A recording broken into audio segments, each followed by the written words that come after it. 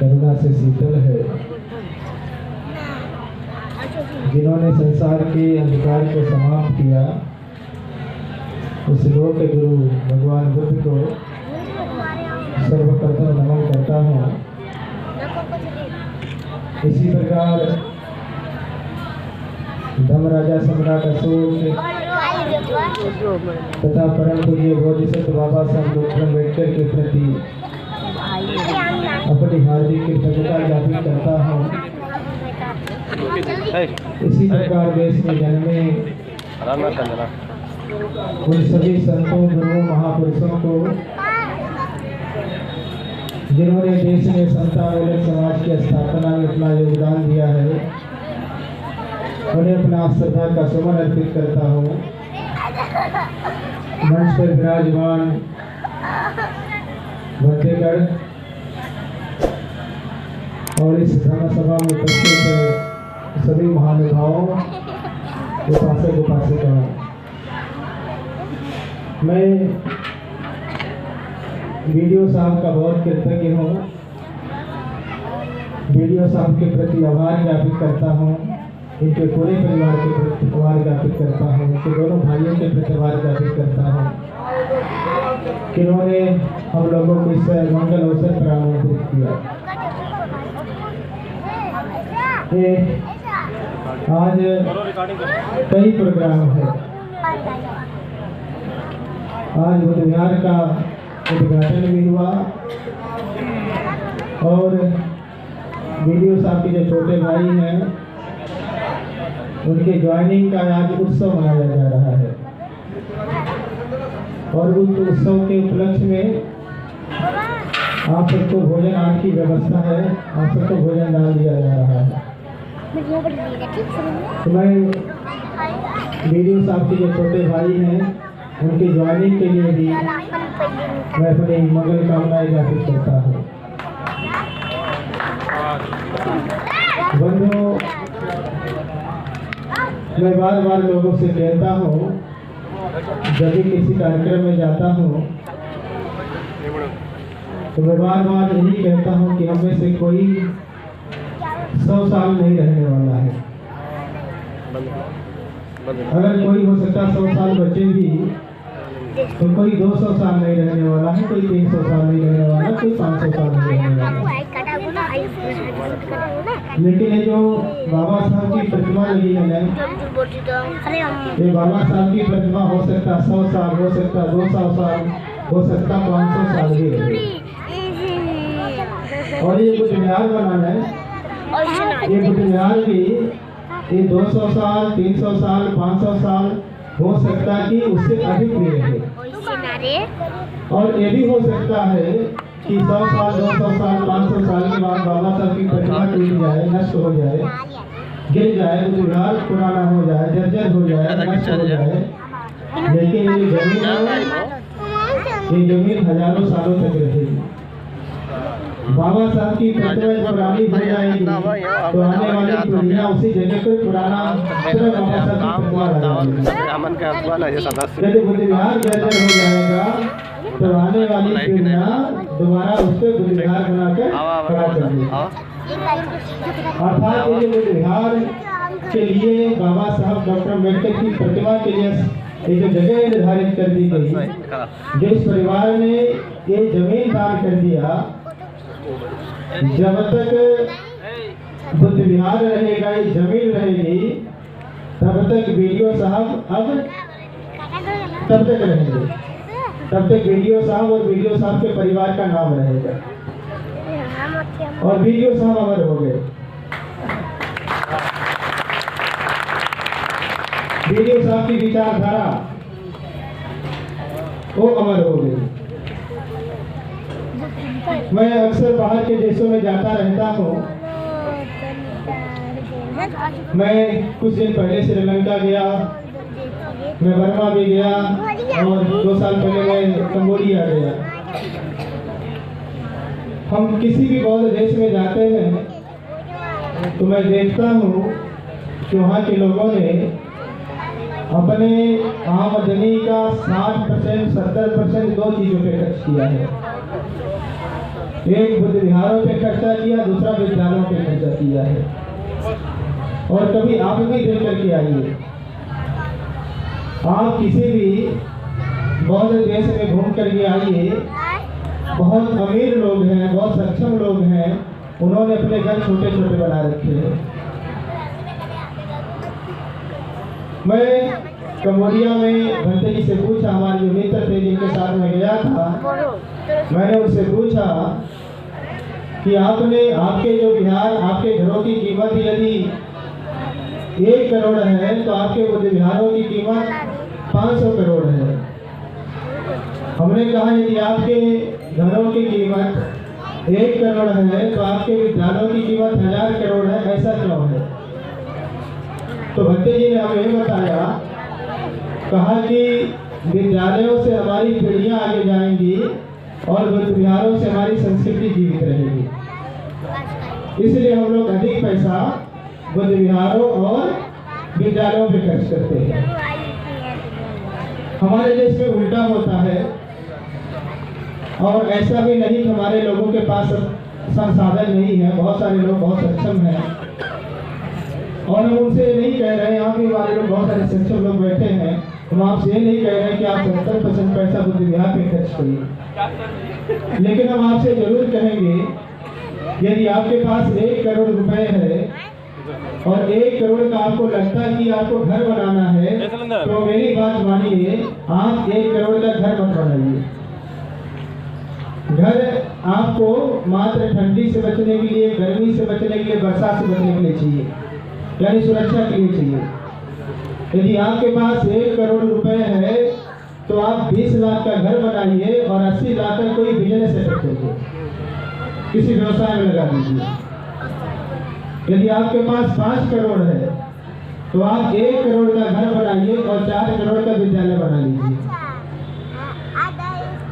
विद्यालयों से क्या होगा, आपका बिजनेस सेटअप से क्या होगा? आप जानते हैं कि नौकरियां नहीं मिल रही है, आप जानते हैं कि देश का निजीकरण हो रहा है, लगभग सब चीजों का निजीकरण हो गया है। आने वाले समय समाज में बहुत संकट का समय है, तो अपने संसाधनों को आप व्यवसाय के क्षेत्र में ले जाइए।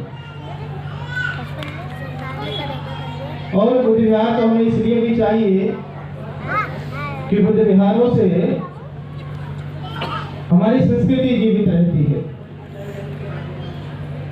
हर धर्म के 2 पक्ष होते हैं, बौद्ध धर्म के भी 2 पक्ष हैं, एक उसका धार्मिक पक्ष है, दूसरा उसका सांस्कृतिक पक्ष है। धर्म में शील समाधि प्रज्ञा आदि आती है, लेकिन सांस्कृतिक पक्ष में ये हमारे घर का स्ट्रक्चर कैसा हो, हमारे बुद्ध विहार का स्ट्रक्चर कैसा हो, हमारा पहनावा कैसा हो, ये सब बहुत महत्वपूर्ण है। आप ये भी याद रखिए, जिस समाज की धार्मिक जड़ें बहुत मजबूत होती है, उसी समाज की समाजी जड़ बहुत मजबूत होती है, और जिस समाज की समाजी जड़ बहुत मजबूत होती है, उसी समाज की राजनीतिक जड़ मजबूत होती है, वही समाज देश का शासक है। हम लोग उत्तर प्रदेश में शासक इसलिए बन पाए क्योंकि मानवर काशीराम साहब का सामाजिक आंदोलन चला था, और शायद आप सबको अवसर मिला या नहीं मिला होगा, हो सकता है कुछ लोग मिला हो, लेकिन मुझे तो शासन सत्ता का बहुत अच्छा अवसर मिला, और मैं लगभग 9 साल लाल बत्तियों में घूमा हूँ, राज्य मंत्री मैं रहा हूँ इस प्रदेश का, तो मैं जानता हूँ कि हम शासन सत्ता में क्यों आए। वो मानवर काशीराम साहब के सामाजिक परिवर्तन की वजह से आए, और हमारी सत्ता इतनी जल्दी क्यों चली गई, हमारा सामाजिक परिवर्तन, सामाजिक ढांचा क्यों कमजोर हो गया, उसके पीछे कारण एकमात्र है कि हम धार्मिक रूप से मजबूत नहीं थे। आप महाराष्ट्र में जाइए, इस देश का एक स्टेट है महाराष्ट्र। महाराष्ट्र में हमारी संख्या बहुत कम है, वहाँ लगभग 11% लोग हैं। उत्तर प्रदेश में लगभग 20-22% लोग हैं। महाराष्ट्र में जो 11% लोग हैं वो पूरी तरीके से बौद्ध है। महाराष्ट्र में आप 5 डॉक्टर ढूंढ लीजिए, और 5 डॉक्टर में सर्वे कर लीजिए कि उसमें आपका अपना बंदा है कि नहीं है, तो आपको जान करके आश्चर्य होगा, हर 5 डॉक्टर में, मेडिकल डॉक्टर में आपका एक बच्चा डॉक्टर है। महाराष्ट्र में यदि आपके 3 इंजीनियर हैं तो उसमें से एक आपका इंजीनियर बच्चा है। और महाराष्ट्र में यदि 5 प्रशासनिक अधिकारी हैं तो उसमें से 1-2 आपके प्रशासनिक अधिकारी हैं। और महाराष्ट्र के लोग, दुनिया का कोई भी बेहतर विश्वविद्यालय नहीं होगा, टॉप क्लास का विश्वविद्यालय नहीं होगा, दुनिया का कह सकते हैं जो नंबर 1 रैंक के विश्वविद्यालय है, पहले स्थान पे है। तो अगर देश का कोई बच्चा है उसमें यूनिवर्सिटी पढ़ रहा है तो महाराष्ट्र का बच्चा पढ़ रहा है, और महाराष्ट्र में भी हमारा अपना बच्चा पढ़ रहा है। यानी दुनिया का कोई भी टॉप क्लास का विश्वविद्यालय भी नहीं होगा जहाँ हमारे महाराष्ट्र के बच्चे न हो। ये परिवर्तन हम उत्तर प्रदेश में नहीं कर सकते। उत्तर प्रदेश में सत्ता भले आ गई, लेकिन हम इस स्थिति तक नहीं पहुंच पाए कि हमारा 5 डॉक्टर में एक डॉक्टर हो, हमारा 3 इंजीनियर में एक इंजीनियर, हमारे 5 प्रशासनिक अधिकारियों में एक अधिकारी हो। और हमारा ये बहुत कम, आपको पता, आप जानते हैं कि बहुत सारे शिक्षित लोग बैठे हुए हैं। आप बताओ आपके किसके बच्चे विदेश में पढ़ते हैं? आप सोचिए, आपके बनारस का कौन बच्चा विदेश में पढ़ता है? आप जरा खोजिए, आपका चंदौली का कौन सा बच्चा विदेश में पढ़ता है? आपके आजमगढ़ का कौन सा बच्चा पढ़ता है? आपके बनारस मंडल का कौन सा बच्चा विदेश में पढ़ता है? तो आपको शायद बहुत निराशा होगी, आपके बच्चे विदेश में नहीं हो। तो इसलिए धार्मिक परिवर्तन बहुत महत्वपूर्ण है, और ये धार्मिक परिवर्तन भी नहीं है। डॉक्टर बाबा साहब अम्बेडकर कह रहे हैं कि हम पहले के वृक्ष लोग हैं,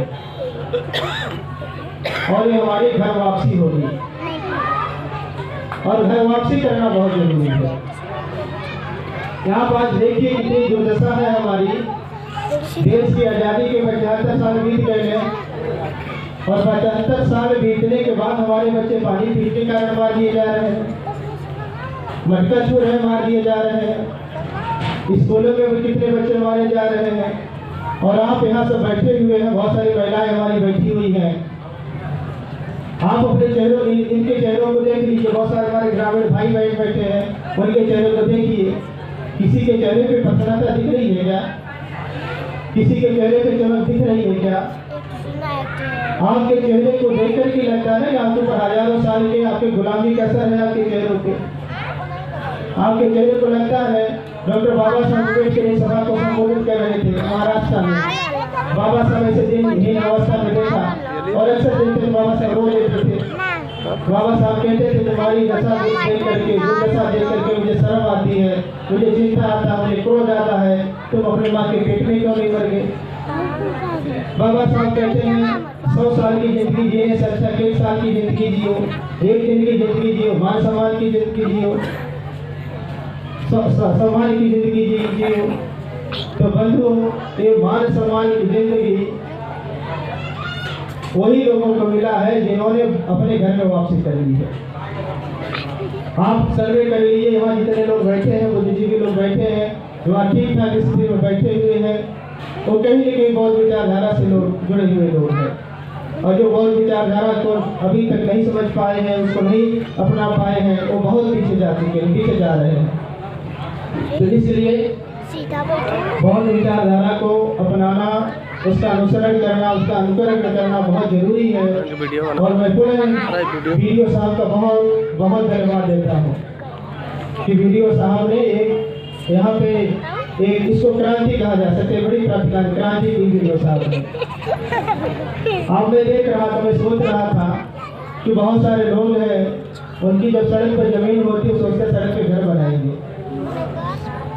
इतनी मौके के लिए कोई देता है क्या समाज के लिए? सड़क वाले को जमीन देता है क्या? लेकिन देखिए लोगों का त्याग, इनका देखिए, इनका बलिदान, तो इनका जो त्याग है, इनका जो बलिदान है, निश्चित तौर पर इस क्षेत्र को प्रेरणा प्रदान करेगा।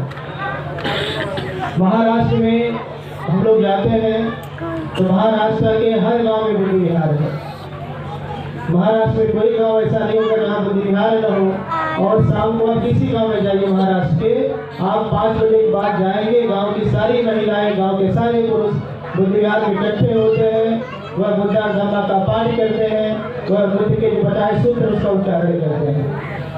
और उनका पूरा महाराष्ट्र कोई ऐसा गाँव नहीं जिस गाँव में बुद्ध विहार न बनते हैं। यहाँ बहुत सारे सक्षम लोग बैठे हुए हैं, मैं देख रहा हूँ बहुत सारे अधिकारी लोग बैठे हैं, बहुत सारे हमारे शिक्षा से जुड़े हुए लोग बैठे हैं। जरूरी नहीं, मैं कहता कि जरूरी नहीं कि आप बहुत बड़ा ही बुद्ध विहार बनाइए, लेकिन अगर सक्षम है, अवसर आया है, तो आप छोटा सा बुद्ध विहार बनाइए अपने गांव में, लेकिन जरूर बनाइए। और यदि ऐसे बुद्ध विहार बनने लगेंगे तो निश्चित तौर पर जब और संस्कृति की वापसी होने लगेगी तो बुद्ध धर्म की वापसी होने लगेगी। जब बुद्ध धर्म की वापसी होने लगेगी तो हम फिर बुद्धमय भारत में सांस लेंगे। और बुद्धमय भारत का मतलब आप समझते हैं, हमारे साथ समता का व्यवहार होगा, हमारे साथ स्वतंत्रता का व्यवहार होगा, हमारे साथ न्याय का बर्ताव होगा, हमें समता, स्वतंत्रता, न्याय और बंधुत्व सब मिलेगा। और मैं यहाँ जितने भी लोग बैठे हैं, मैं एक अपील जरूर करूँगा कि जब तक आप हिंदू रहेंगे तब तक आपके अत्याचार होता रहेगा। एक्चुअली आप हिंदू हैं नहीं, आप जब तक कह सकते हैं ब्राह्मण धर्म के गुलाम रहेंगे तब तक आपका अत्याचार आप पर होता रहेगा। आप कम से कम 22% लोग हैं इस देश में। अगर आप 22% लोग ही अपने को बदल लेते हैं तो ब्राह्मण 22% कम हो जाएगा। और 22% कम हो जाएगा फिर अत्याचार नहीं करा पाएंगे, फिर हमारे बच्चे नहीं मारे जाएंगे, हमारी महिलाओं के साथ बलात्कार नहीं होगा, हमारे लोगों के हीन चेहरे नहीं दिखाई देंगे। तो कम से कम अगर ओबीसी अभी आगे नहीं आ रहा है तो आप बाबा साहब डॉक्टर अम्बेडकर के अनुयायी है और आप 22% है इस देश में, तो आप आगे आकर के वो जो ब्राह्मण वर्गीय व्यवस्था है, ब्राह्मण धर्म है, उसको छोड़ दीजिए और बौद्ध धर्म को अपना करके देश को पूरा सोने का चिड़िया बनाए, प्रबुद्ध भारत बनाए। इन्हीं सब बातों के साथ मैं आप सबके मंगल जीवन की कामना करता हूँ और इस परिवार को मैं पुनः धन्यवाद देता हूँ। मैं मंगल कामना करता हूँ कि सब लोग स्वस्थ रहें, सुखी रहें। धन्यवाद।